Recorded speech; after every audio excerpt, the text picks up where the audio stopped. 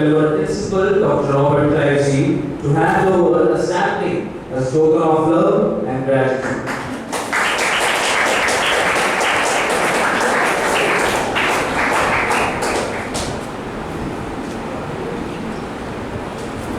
Thank you, sir.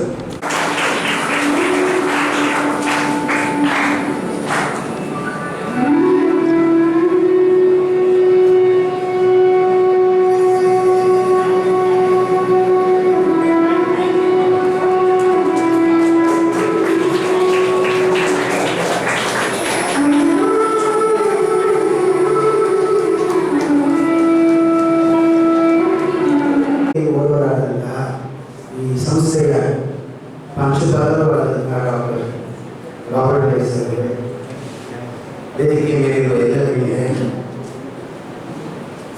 ಈ ಸಂಸ್ಥೆಯ ಬೋಧಕ ಮತ್ತು ಬೋಧಕೇತರ ಸಿಬ್ಬಂದಿಗಳೇ, ಪ್ರೀತಿಯ ವಿದ್ಯಾರ್ಥಿಗಳು, ಮತ್ತೆ ಮದುವೆಯಾಗಿ ಗಂಡನ ಮನೆಗೆ ಹೋಗಿ ಮತ್ತೆ ತವರು ಮನೆಗೆ ಬಂದಂತಹ ಮನೆಯ ಮಗಳ ಭಾವನೆ ಹೇಗಿರ್ತದೋ ಅಂತಹ ಒಂದು ಭಾವನೆ ನನಗೆ 3 ವರ್ಷಗಳ ಕಾಲ ಈ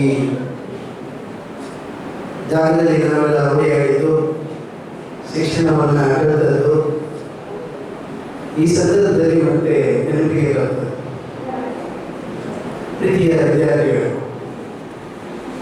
ಇವತ್ತು ನಮ್ಮ ದೇಶವನ್ನು ನೀವು ಸೂಕ್ಷ್ಮವಾಗಿ ಅವಲೋಕನ ಮಾಡಿದರೆ 2 ಎಕ್ಸ್ಟ್ರೀಮ್ಗಳನ್ನು ನೀವು ನೋಡಲಿಕ್ಕೆ ಸಾಧ್ಯ ಇದೆ. ಈ ಎಲ್ಲರಲ್ಲಿ ಆಂಡ್ರಾಯ್ಡ್ ಮೊಬೈಲ್ ಬಂದಿರುವುದಿಲ್ಲ, ಮಾಹಿತಿಗಳು ನಿಮಗೆ ಬೆರಳ ತುದಿಯಲ್ಲಿ ಸಿಗ್ತದೆ, ಬಹಳ ದೊಡ್ಡ ಸಮಸ್ಯೆ ಏನಿಲ್ಲ.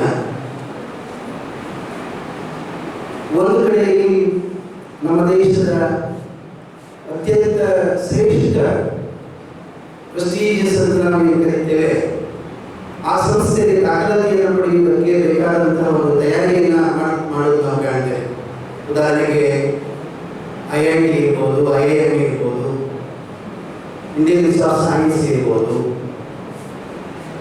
All Indian institute of medical science ಇರ್ಬೋದು, ಹೀಗೆ ಬೇರೆ ಬೇರೆ ಶ್ರೇಷ್ಠ ಸಂಸ್ಥೆಗಳು ನಮ್ಮ ದೇಶದಲ್ಲಿ ಇರುವುದು ತಮಗೆಲ್ಲ ಗೊತ್ತಿದೆ.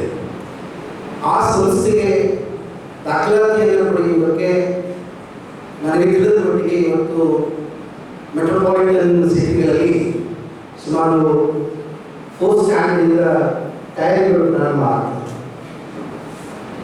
ಅವರ ಪರೀಕ್ಷೆ ಬರೆಯುವುದು +2 ಆಗಿದೆ, PUC ಆಗಿದೆ. ತಯಾರಿ 4ನೇ ಕ್ಲಾಸ್ನಲ್ಲಿ 3ನೇ ಕ್ಲಾಸ್ನಲ್ಲಿ ಸ್ಕೂಲ್ಗಳಲ್ಲಿ ಆರಂಭ ಮಾಡಿ, ಯಾಕಂದರೆ ಆ ಎಕ್ಸಾಮ್ಸ್ಗಳು ಅಷ್ಟು ಟಫ್ ಇರ್ತದೆ, ನ್ಯಾಷನಲ್ ಲೆವೆಲ್ ಎಕ್ಸಾಮ್ಸ್ ಇರ್ತದೆ.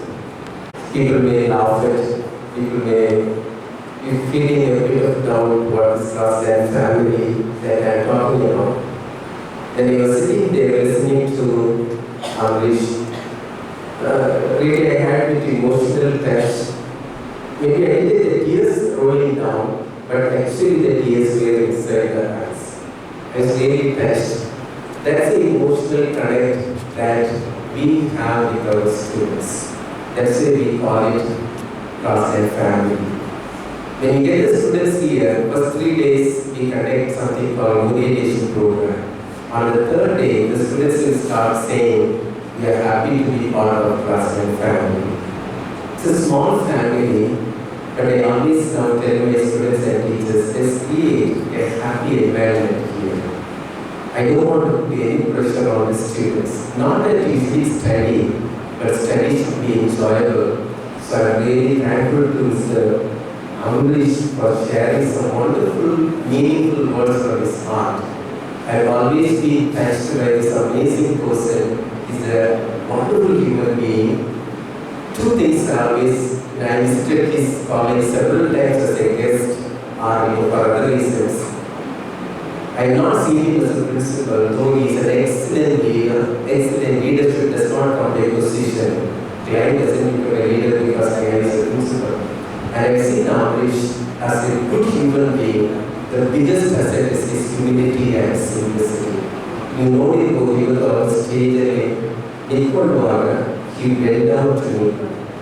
Answer ಏನಿಲ್ಲ, But that is the value he is teaching to his students and all around him.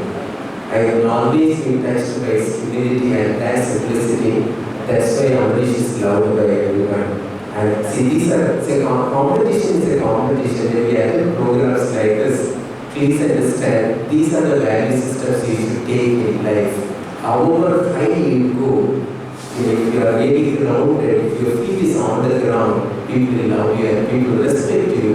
And as somebody says, your who will cry when you die, at least a few people will have their tears.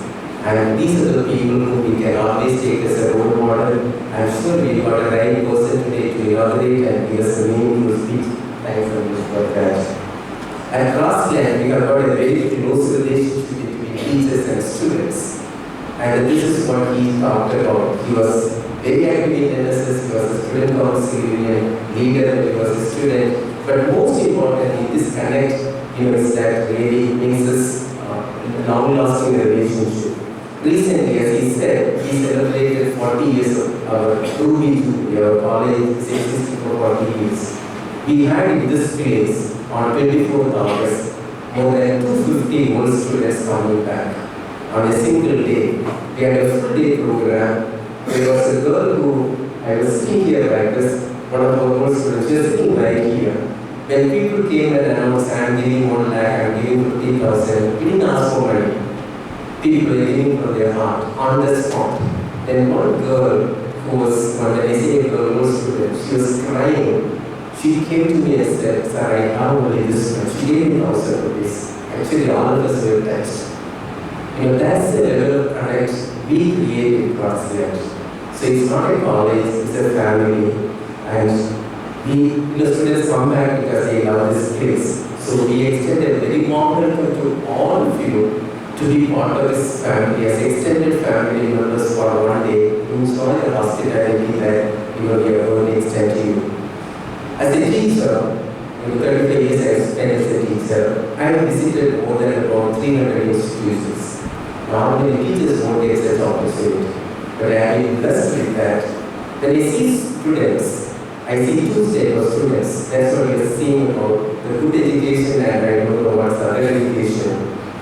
To me, one type of students are, I visited even the very high-profile 5-star schools, colleges, also very ordinary government schools with literally light of fans sometimes. But I also these two features. One, students who come to the school or colleges under parental pressure, they have to perform. Otherwise, if you win, you are actually getting life, otherwise you are going to die. That type of message they get. And this is one category where we now see a lot of suicides and things like that. And as he said, many business institutions invite students saying that they sell dreams. See, there are only 1,08,000 MBBS seats in India. There are 25 lakh students writing that exam.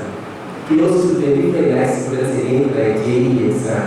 But there are only about close to 35,000 seats in IITs and NITs. But everybody says you will get a seat in IIT and NIT. They charge 2 lakhs, 8 lakhs, 5 lakhs per year, and people also pay money. So please understand that is not education. He said, facing an interview, when somebody asks a question, you can't even give an answer. And that's very bad. After becoming a graduate, you can't speak one sentence, to introduce yourself. That's something very bad. And these are the students who are not willing to come out of their comfort zone. Dear students who have come from other colleges, I want to Sovereign, socialist, secular, democratic, republic, and to secure to all its citizens, justice, social, economic and political, liberty, of thought expression, belief, faith, and worship, equality of status,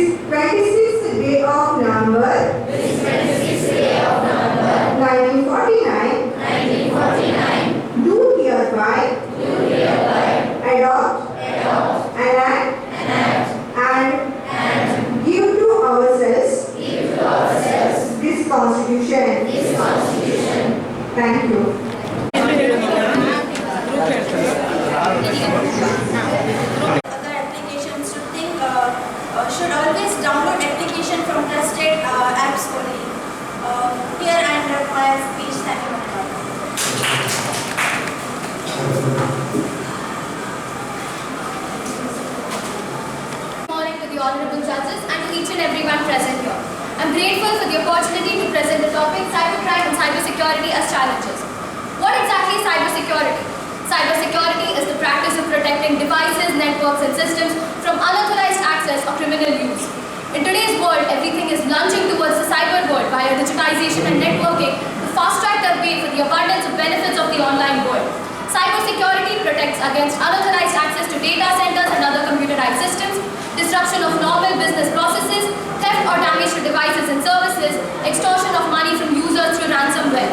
With an average of 97 cybercrime victims per hour, there is a victim of cybercrime every 37 seconds.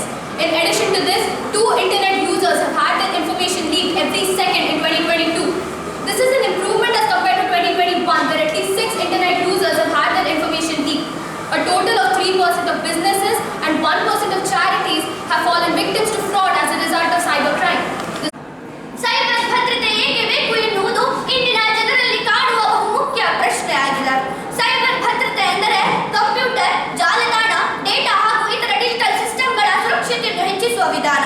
ಈ cyber ಭದ್ರತೆಯನ್ನು ನಮ್ಮ ಮಾಹಿತಿಗಳನ್ನು ಭದ್ರಪಡಿಸಿಕೊಳ್ಳಲು ಉಪಯೋಗಿಸುತ್ತೇವೆ.